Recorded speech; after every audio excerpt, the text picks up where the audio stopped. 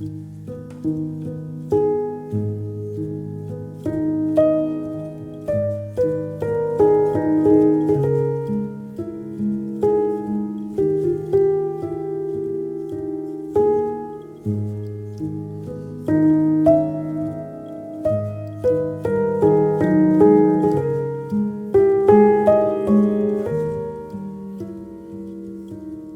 Rego's show starts with two stories, just to show that a single story is never enough, because this exhibition is called the Story of Stories. Here you have a whisper, the start of a story, and it's a study, a drawing for an 11-meter long painting that's in the National Gallery in London. The story is the Virgin Mary's cousin is whispering, "You're going to have a baby." The other story is also a rabbit telling her father that she's pregnant, her parents. We start both cases with a genesis. And both have religion, social pressure, everything involved, and how people behave, how people feel.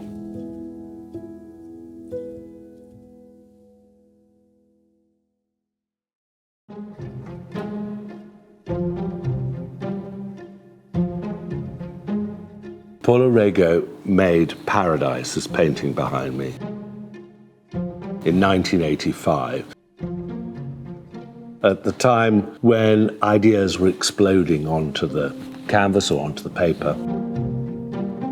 Paradise actually conjures up a lot of criticisms of the world, her excitements about the world.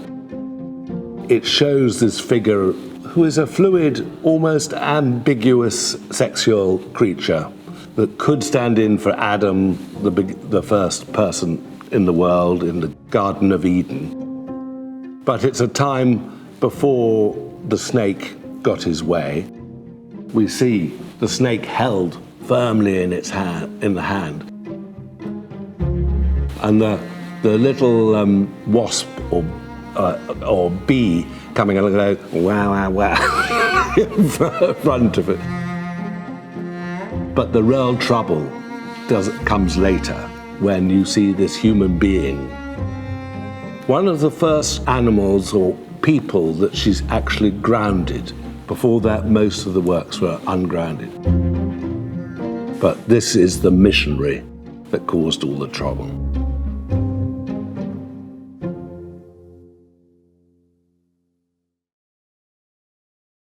This picture behind me was painted in 1958.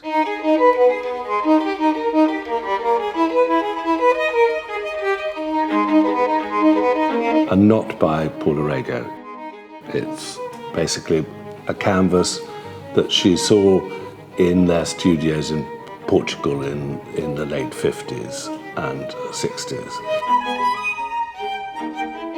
And at that time, though she was beginning to be successful within Portugal, they didn't have too much money to spend on canvases. So she decided to reuse this picture that he'd painted of her naked. Paula used Vic's canvas, and at that time she was doing collages. She was cutting up papers and everything. And so this is a collage against the way bigger countries bully smaller countries, imperialism, the way men have been treating women for years. So what you see here is the Orientalism, the exotic view of women by Western men, like Ang, who called one of his famous paintings Turkish Bath. And then you see a rather more amusing element in the middle, and you see there's an advertisement for a pill that enhances your breasts.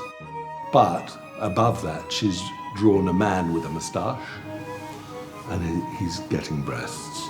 So the fluidity and ambiguity is already there in 1960.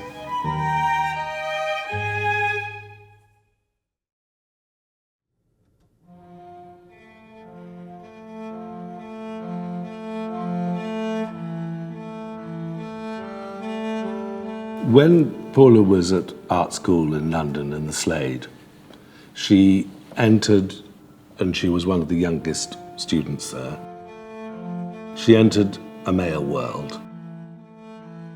Although she did win the main artist prize one year, at the same time she said a lot of the teachers just let her get on with what she was doing so she could paint her stories in the corner, as it were, whereas serious male artists would get on and they wouldn't dream of addressing stories which they would have thought of like gossip. But Paula became a very confident artist in her studio, and here she depicts herself as the artist in the studio, mocking the image, rather like George Sand did before as a writer, of the bohemian male artist in his place. So she said, she's showing us here she's equal to everyone and more than.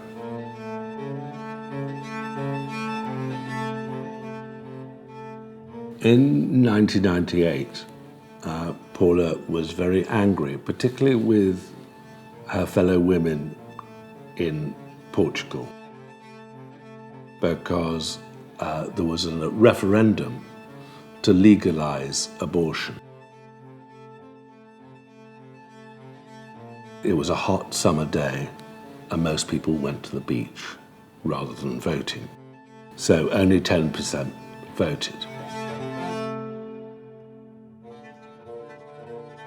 But so that made her made a series of paintings, a series of prints like the ones behind me, and many drawings.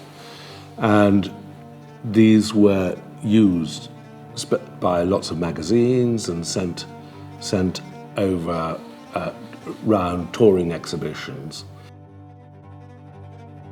So much so that in the film that Nick, her son, has made that is showing in the exhibition, the president of Portugal said when it came to 2007 and they had another referendum, these works actually helped tilt the balance to legalize abortion.